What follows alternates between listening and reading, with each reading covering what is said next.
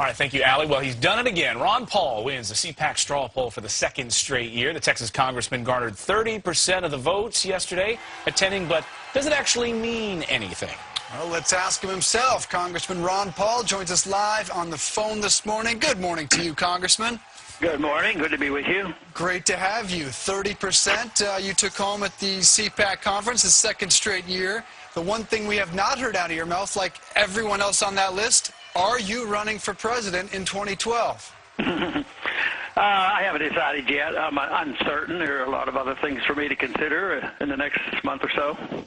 Like what? Well, just a lot of personal things and political things, and I just have to make a major decision as time goes on. And I notice the other candidates aren't all that interested in making a declaration either. Yeah, we've asked Governor Mike Huckabee, of course, about that. He says he won't make any sort of announcement or plan for a little while yet, quite a while yet. But we asked him yesterday here on the couch about CPAC, and specifically whether or not his attendance there was needed and why he decided to skip it. I wanted you to respond to what he had to say about it.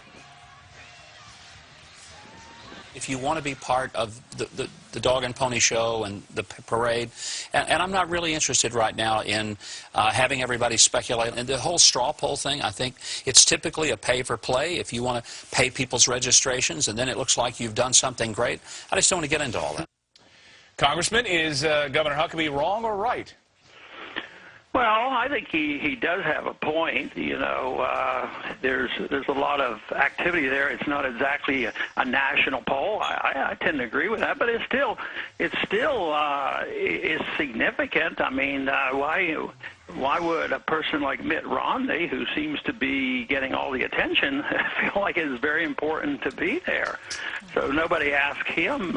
You know, if he'd have won it, I don't think anybody would have asked Mitt Romney, you know, whether there was any significance to this. You know, I think it's interesting that all of a sudden they wonder about the significance of this little poll. But I think Governor Huckabee has a point. I don't think this reflects the whole people, but it does reflect what the young people are thinking, which is what excites me. Another person who made quite a few waves this week was Donald Trump. He appeared there and he said, quite off the cuff, that to your supporters, who were very enthusiastic as ever, he said, look, we all know Ron Paul can never win. What's your response to Trump?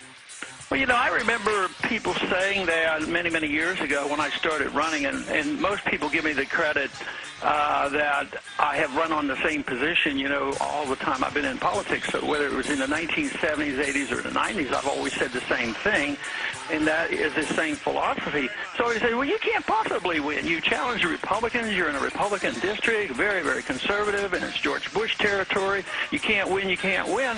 But I've won 11 times, so I don't know whether anybody who's never run a race or won a race is going to be the judge of whether or not an individual can win. So I realize the difficulty. I know all the odds and the rest, but I'm just not sure anybody knows exactly what the future would bring, because, quite frankly, I've always leaned in the direction of saying, well, yes, I'm on the cutting edge. I really want to follow the Constitution, and that hasn't been popular.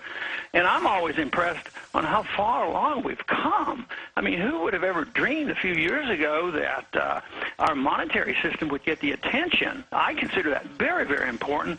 But now the young people on the campuses are studying Austrian economics and sound money, and they know about how silly paper money is and why that gives us booms and busts and unemployment. So I think that's exciting. And, Congressman, and you're right about that, because we saw what happened with the freshman round of and rookie Republicans who came in and sort of forced the old guard of the Republican Party to offer up more cuts, $100 billion in cuts. But there's a battle looming, of course, with President Obama unveiling his budget tomorrow. What can we expect?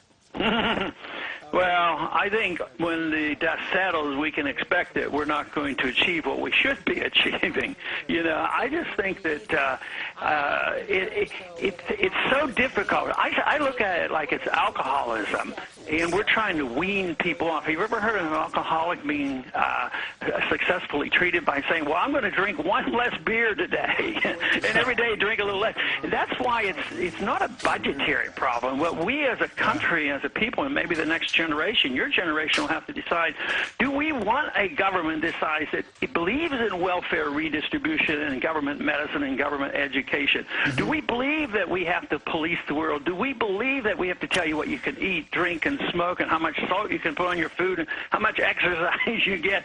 Do you believe in that? That is what the issue is. It isn't, the budgetary part is a symptom. It's a reflection of what people think the government ought to do. That's why I think, cutting 50 billion or 100 billion won't work. Alcoholics can't be treated that way, and Congressman, I'm just, unfortunately, I can't be as optimistic as I would like to be. To one of the points you made about policing the world, you were one of the few people talking about Egypt all week at CPAC. You did say that you disagree that the U.S. has a moral responsibility to spread our goodness around the world. You added that we need to do a lot less, a lot sooner, not only in Egypt, but around the world. What are you saying? We ought to stop the foreign aid around the world and stop the spread of democracy?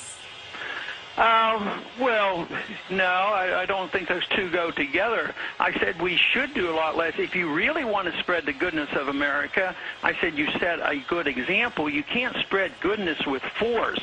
So you can't go over and say, we are going to put the next person in. See, I didn't like the idea in 1953, which I remember when we forcibly put the Shah of Iran, in charge, and it led to the Ayatollah taking over. So I don't like that. But if we did our job right, if we set an example and had free markets and prosperity and had trade with people and friendship with people, people would want to act like we do. But we don't want to say that you will be like us, and if you will be like us, we'll pay you and you be our dictator. And that's more or less what we did in Egypt. We paid them $70 billion over all these years, and it led to instability, and it leads to these crises, and we don't even know yet. I thought the revolution in Egypt was just grand. I thought it was wonderful, rebelling against this oppression. But what is going to be the outcome? Are we going to be involved in the military, and it's our money? Well, so that's what I'm worried about. Of course, you're not alone, and we shall see as these days unfold. But Congressman Ron Paul, thanks so much for coming on and sharing your perspective with us, and we look forward to you coming back when you're ready to make a decision. All right, thank you. Thank you, sir. Thanks.